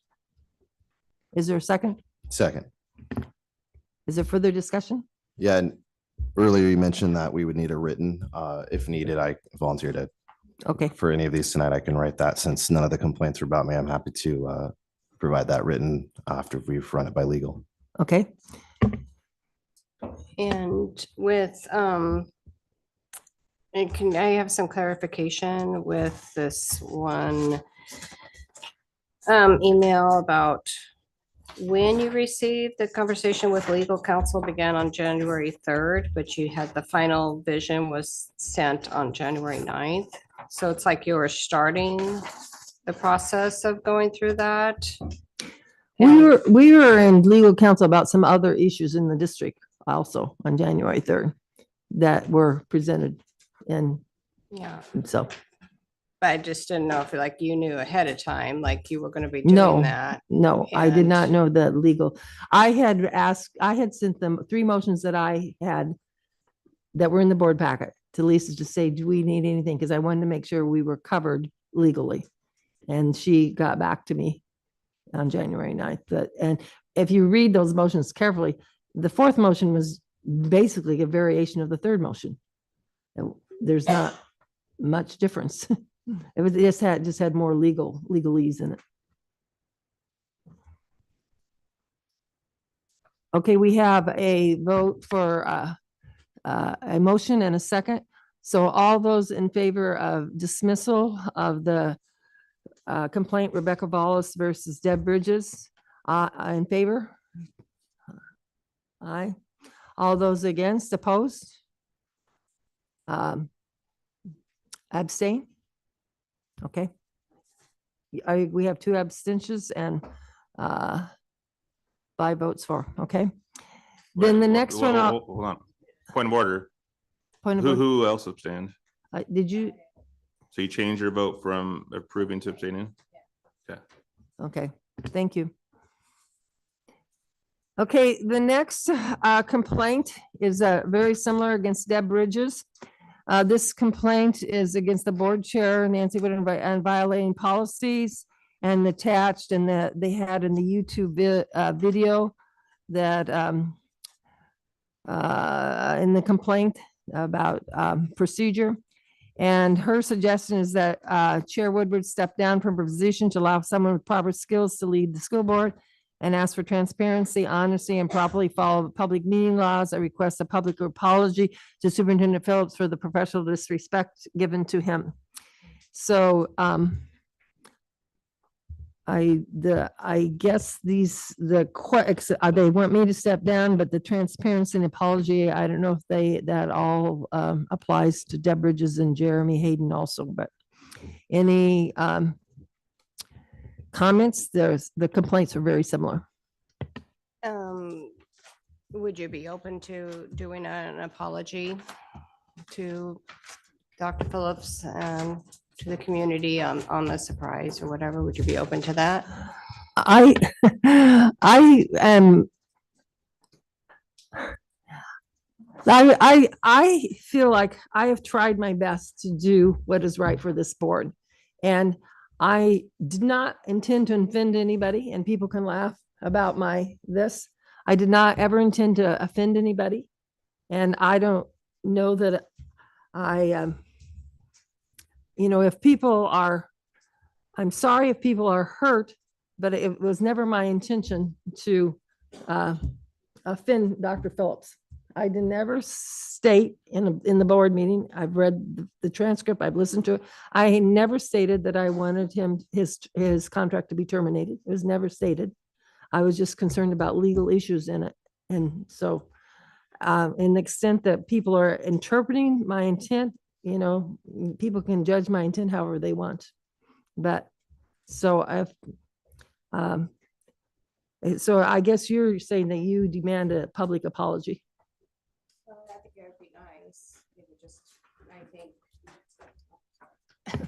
I think it would be nice. It would just show just your courtesy, and I think it would help heal the community. May I suggest doing this when we're talking about Nancy's? This is This is about Deb's Deb. second one. Oh. Okay, sorry. Okay, is there any further discussion?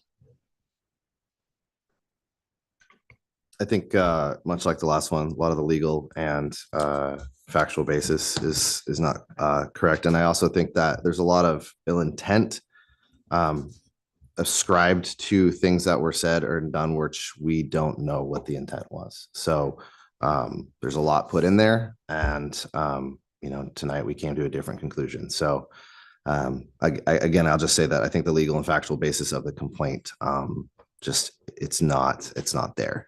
That's much like the last one. Is there further discussion? If not, is there a motion? We have three options. I move that the Newburgh Dundee Public School Board of Directors dismiss the complaint filed against Deb Bridges by Beth Kaiser. I'll second. Further discussion? All those in favor of dismissal? Those against? Abstain? Motion carries. The next one is the complaint of Beth Kaiser versus Jeremy Hayden, and it's on the same issues. And is there any comments?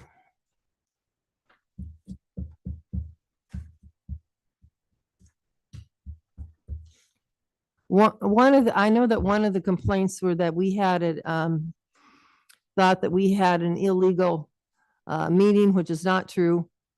The Deb and Jeremy and I never met together in person, or together on the phone or Zoom or anywhere. So, and plus it wouldn't have been illegal because that wouldn't have been a quorum anyway.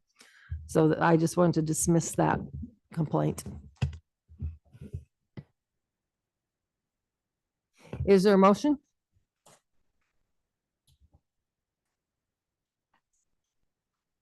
Sorry, just flipping through lots of pages here. I'll move that the Newburgh Dundee Public School Board of Directors dismiss the complaint filed against Director Jeremy Hayden by Beth Kaiser. Is there a second? I second. Any further discussion? I would just note again that the first time I tried to suggest that fourth motion, Director Hayden also voted no on it. So just the idea that it was goal by the three of them to do this one specific thing doesn't seem to be the case. All those in favor of this motion for dismissal? Opposed? Abstain? Okay, motion carries. I turn the chairperson over to Deb Bridges now.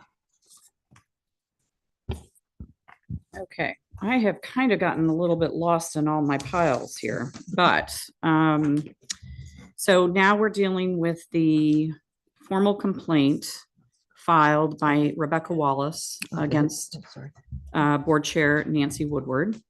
And I think we've heard the information was recited regarding Ms. Wallace's complaints. And I guess I would just open it up to see if there's any discussion regarding the complaint Ms. Wallace had against Nancy Woodward. Just going to echo, I know I'm kind of repeating a broken record, but wanted on the record that, in my view, that as based on the evidence and legal counsel, that this complaint doesn't have any legal or factual substance. Any further comments or questions? Okay. Do we have a motion? I'll move that the Newburgh Dundee Public School Board of Directors dismiss the complaint against Nancy Woodward by Rebecca Wallace. I'll second. And I'm sorry, any discussion? Sorry. Okay. All in favor? Looks like we have 5. And any no's or abstain? Opposed, sorry. Abstain or opposed? Abstain? 2 abstains? Okay. So. Sorry, I'm sort of a nester, so I'm a little bit putting all my papers together. And now we have the complaint with Beth Kaiser against Nancy Woodward, Board Chair. And this one is asking for Chair Woodward to step down from her position. And any discussion?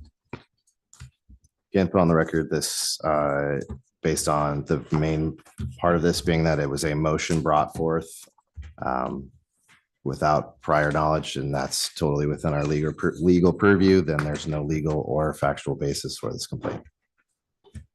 So I want to noted that she ends it with, this is the second violation in the board chairman's tenure, referring to our July meeting in which I brought forth a motion, or not a motion, an agenda item, which, as again told to us by legal, was fully within our legal rights. So there is no first or second violation. I want that on record. And yeah, and there was like no legal ramifications, but again, I'd like to say about just having just an apology or whatever to just heal the community, and because it just threw a lot of people off. It threw me off, even though I know that legal counsel said it was fine what you did, but I just think it was just not appropriate. And so that's why I'm just but I don't think you should be stepping down, but just like an apology would be nice. So.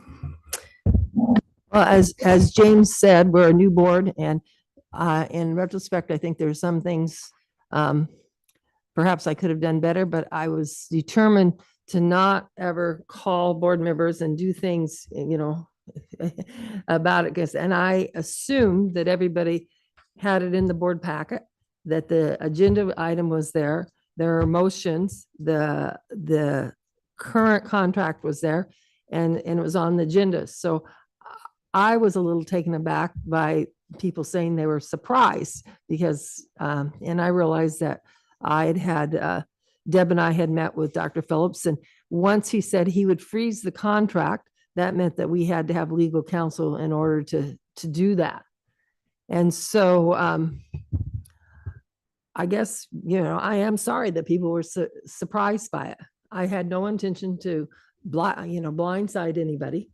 And I hope that Dr. Phillips and I have come to a peace about this. We've talked about it. And I did ask him if he wanted to resign as board chair. And he told me no at this time. So I'm sorry for the trauma in the community, but people, I think, interpreted my intents, to the worst that they could. And my intent was really for the good of the students, for the good of the community, to have an open and honest communication. And that's part of being a board. If we don't all agree, we can talk openly and discuss things in public, and that's our job. And we won't always agree. So in that content, I'm, if people are offended by that, I am sorry. Yeah, of course. When I met, I think it was last Friday, with Nancy and Deb, and we were basically wrapping up the final term of the contract. And I think we met for about 2.5 hours, and we had some pretty direct conversations about January 9th and how it kind of didn't go well. I think that's fair to say. And yes, Nancy did ask if I wanted her to resign as the board chair. And I absolutely said no.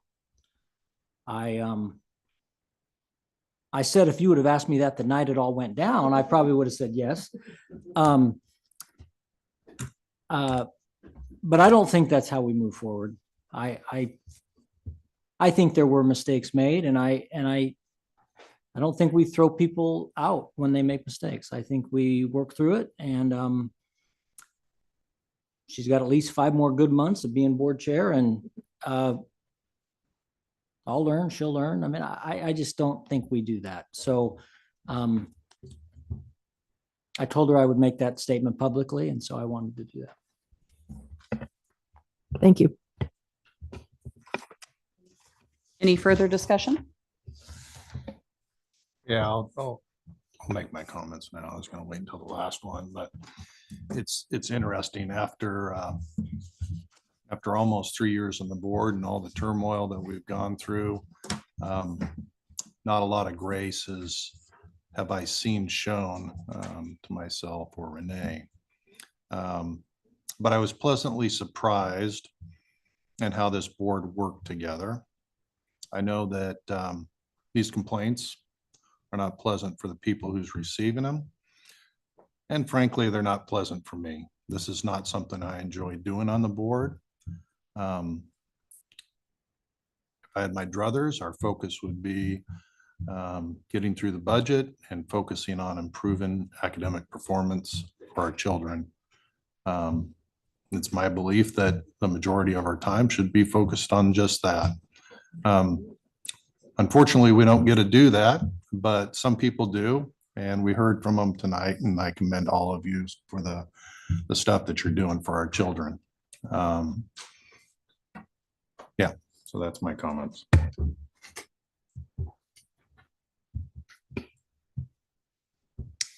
We have a motion? I'll move that the Newburgh Dundee Public School Board of Directors dismiss the complaint against Nancy Woodward by Beth Kaiser. All in favor? Need a Oh, second. I'm sorry, second? Second. All in favor? Opposed? Or abstain? I'm sorry, Renee, I couldn't see you. Okay, got it. Okay.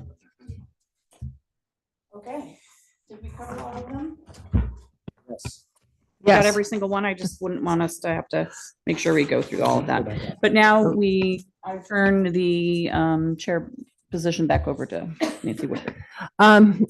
We had an action on complaint filed against a public employee. And we had some motion about this. I'll make the motion. I move that the Newburgh-Dundee Public Schools Board of Directors adopt the findings and conclusions as determined by the superintendent in this matter. I'll second. Is there any discussion? All those in favor? Oppose? Now we come to board comments and superintendent comments. And so I'm going to put the student reps. You've waited patiently. Thank you.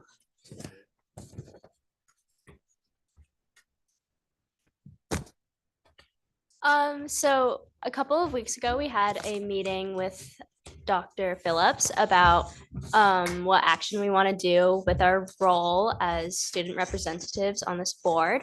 And we've decided that we really want to push for career and future readiness in students, even from a younger age, rather than kind of laying it all on seniors as they prepare for their futures.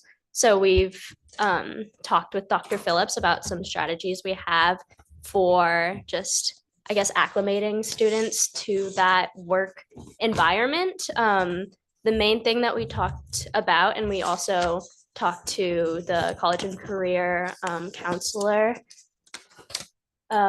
is potential field trips into these businesses out in our community so that students can see firsthand kind of just what is it like in the real world and what experiences are there to offer. Do you have anything to add about that? No, well said. Okay, yeah. So that's pretty much what we're focusing on in that future readiness.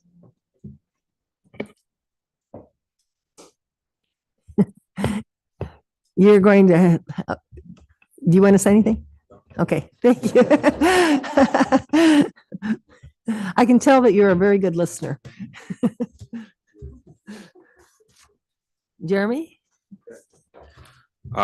Make this pretty straightforward. 3 points. Glad to hear about the student reps and your goals. That's awesome. I look forward to hearing more about that. And if you need any assistance, brainstorming, bouncing ideas off, you have my email. I'm thinking you might even have my phone number. So please reach out. Great to hear the success of Edwards and Mountain View. And this one's going to be pretty to the point.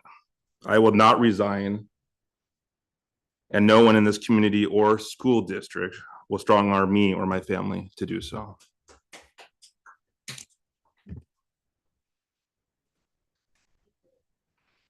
Trevor? Yeah, I don't have a lot to say. I guess you usually don't have a lot to say, but just like last year, I'll put in, last week I started reading again for the kids, second graders and fourth graders at Dundee Elementary. They've got a new program going on. And then I'll be there tomorrow at 9 o'clock. So if you've got a few minutes, it usually takes about 7 minutes per kid to spend time with them, teaching them to read. And I think it's time well spent, especially at that grade level, because you're really helping these kids get to where they need to be, which is going to set them on the right trajectory for success in the subsequent grades that they're in. And I'm a firm believer that reading is the doorway to all other classes that they're going to be taking. It's essential. And if we really believe in the goals that we've set academically for our students, focus has got to be in all grade levels, but especially at that grade level with something as critical as reading. So if you've got time, I'm sure that they could find a spot for you. There's a lot of college students and parents over there helping the kids get them up to the level that they need to be proficient at reading. But I'm sure that they could use some more help. So, and it's fun.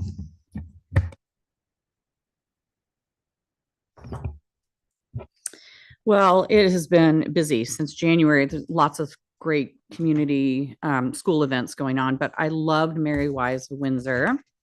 So just want to say shout out to all the folks that worked on that. I can't wait for the winter play. I'd like to do a little shout out to the facilities team. I think during the storm, they probably had a lot on their plates and a lot on a good day, it's a big facility, campus. And so I'm pretty sure they were working around the clock and trying to shovel ice, which is an impossible thing to do. And then, oh my gosh, you guys, I went to state for cheer on Saturday and got to see the Newburgh cheer team do their performance and bring home another state championship. So it was, I'm a few years out of being a cheer mom, but I think I'm cheer mom for life. So as Coach Lisa Berg just always brings it. She always brings it. So congratulations to that team. I got a few things. I want to say sorry and not sorry for last month's meeting. I wasn't my favorite process, but I honestly getting to do adult group decision making is difficult and doesn't happen very often in regular life, I don't think. So I do appreciate getting to go through that and taking some bumps and bruises with all of you. And I hope that you all understand that we have a lot of opinions, a lot of different opinions, a lot of different thoughts, and we're working through it. We're trying to work through it in front of you, and it's not going to be pretty. But thank you, and thank you for all the comments. I really am glad that people are engaged with this process.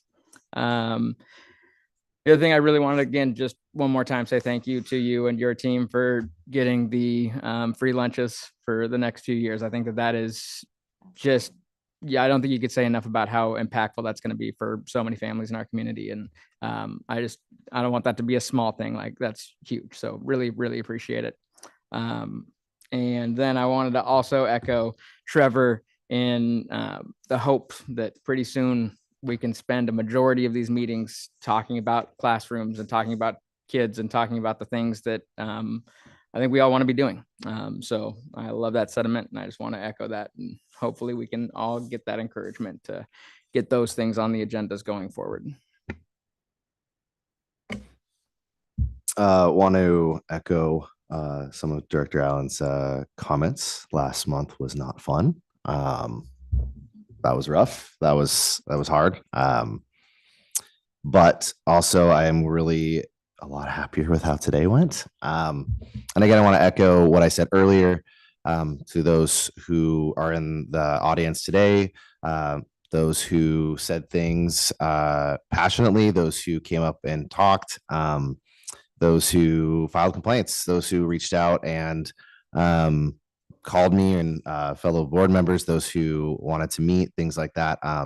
Thank you.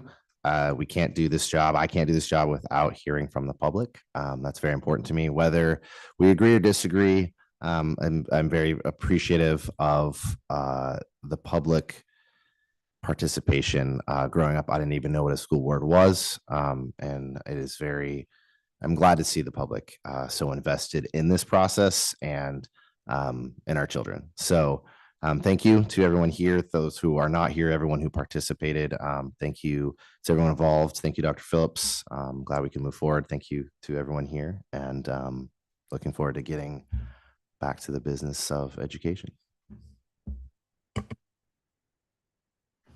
Okay, I'm gonna keep mine short. I'm dealing with a really bad head cold, so I'm kind of out of it. But I toured the house over here, the sale, is that what it's called? And that was really neat. So I would encourage you guys to check it out. And it's a great facility for our special needs community. So I think it's a great program. And yeah, that's all I'm going to say. I think I forgot one business item out of the comments. James offered to write letters on the behalf of the board, which need to be sent within 20 days of the board decision. And if board members are in favor of that, I think we can just say, yes, we'll ask him to do that. Or do we need a motion? I just want to point out that I want to run it by legal before Sure. it goes out because Sure. it's going to be factual and Right. without opinion. So, I would say just to be safe. Okay. okay. Okay, so is there a motion for James to do this? I'll make a motion that our director, James Wolfer, will be our representative and form the communication of these complaints to communicate them out to the individuals. Is there a second? I second that. Any discussion? All those in favor? Okay, thank you, James, for doing that. All of a sudden, I was looking at my notes and thought, oh, I think I forgot something. I'd like to say it's just really encouraging in this community to see how the parents are involved in supporting their children. Deb and I were able to go to the auction at Crater for Crater Elementary School. I know that there was one when I was out of town at Ewing Young, and it's just really exciting to see the energy in the community for supporting students. And I guess after the actions of tonight, I realize that discussions and disagreements are part of decision-making in the school board. And I know that I make mistakes, but I am attempting to really abide by Oregon law and do everything in my part to abide by Oregon meeting statutes. And after this, I really hope, as everybody said, we can get to that 70% goal of focusing on students and things. But one thing I will make a comment is this, as since January 9th, I have no control over rumors. And I have felt sad at sometimes that sometimes the divisions in the community can come just from rumors. And I can't control those. And so when things are interpreted as being illegal and they're not, that is a rumor that sometimes you can't control. But I do think we can have differences of opinions. I appreciate the people who have shared tonight and have differences of opinions. But I hope that, and as I have had differences of opinions with board members and with Dr. Phillips and other people in the community, I really hope, and I do apologize if anybody feels like I've attacked them as a person. There's a difference between differing in opinion and then attacking a person. And so I want to thank the board members for supporting me tonight. I'm really grateful. I feel it's an honor to serve on this board. And just in the notes of encouragement, yesterday I was out running errands and had some appointments, and I got back and some very kind and loving friends had left a bouquet of flowers, a basket of flowers on my porch, and just had a note of encouragement, said, we want you to, know that we're supporting you. And so I know that there's support. Everybody has support from different people, and that's important. And I appreciate that. So that ends my conclusions, my comments. Okay. I'll try to be brief, but I've got a lot of kids to brag about. So, but first of all, Dundee Elementary, I've got some trivia kind of. So far, Dundee Elementary, they have poured 1,700 cubic yards of concrete. They have fabricated and installed over 400,000 pounds of steel, over 6,300 linear feet of sewer pipe, drainage pipe, and over 50 miles of electrical wire. And after all of that, they are on time and on budget. So they're doing great work. So Sean and Dylan, they're with Kirby Nagelhout Construction. They're doing great work. Larry from our team, Emil, Craig and Casey from Cornerstone, they're doing great. So I wanted to publicly thank them for their work out there. Last Thursday night, I went to the middle school, high school jazz band concert. Nathan Banks is the director for CV Middle. Caden Christensen is for Mountain View. And then Joel Tanner is with the high school. CV has 14 students, MV has 28 students, and the high school has 19 students in jazz band. And I super impressed. They did a great job. Jazz band at the high school has had one festival so far, and they placed third. So they're having a pretty good year. Chehalem Valley Chamber of Commerce, they picked an educator of the year this year, and they picked Patrick Verdun. He works at our high school, and he is, in my opinion, he's teacher, mentor, coach, facilitator, advocate, boss, because he runs Tiger Manufacturing, and does a great job, and he teaches those kids in a unique way. And so I appreciate him, and obviously the chamber does as well. They also picked a Junior Human of the Year, which I've never heard of that award, but it's the Junior Human of the Year, and that goes to Veda Coates. So she's an NHS student, daughter of Kristen and Francisco Stoller. In one of the write-ups about her, she's smart, hardworking, and very busy. She works, dances, mentors, takes AP courses, gets good grades, and stays positive. So I'd like to extend appreciation to those two for their outstanding work. In theater, we had a couple regional finalists at the theater regionals last week, Maya Ramirez and Ellie Shower. And then we also had more that are actually going to state: Hudson Moore, Audrey Harris, Everly Sturdivant, and Trisha. So good job. So when state? I believe it's April 4th, but that's probably way off. Okay, I don't Yeah, know. that's So soon enough. Okay, awesome. Swimming, boys and girls combined, placed second overall at the Pacific Conference District Meet. Ashley Cochran was named Female Athlete of the Year. She swims the 100 butterfly. And Sydney McDonald, the 50 freestyle and the 100 freestyle, they each won in those events. Girls wrestling, Paisley Conway took first place at the girls wrestling regional tournament, and she qualified for state. Cheer won their 5th consecutive state championship and 11th title in the past 12 years. I don't know what happened that one year, but so obviously Coach Berg, Hayes, and Sanchez, they're doing it right. So I appreciate them. Boys wrestling is in Forest Grove this weekend, and state will be in Portland next weekend. Lastly, appreciate the new contract, appreciate the work that was done into that. And I appreciate the support from a lot of people out there. And the people that didn't give me support, well, I look forward to proving you wrong. So thanks. I think with that, we know what the future agenda items are. And then we are ready to adjourn the meeting. Thank you.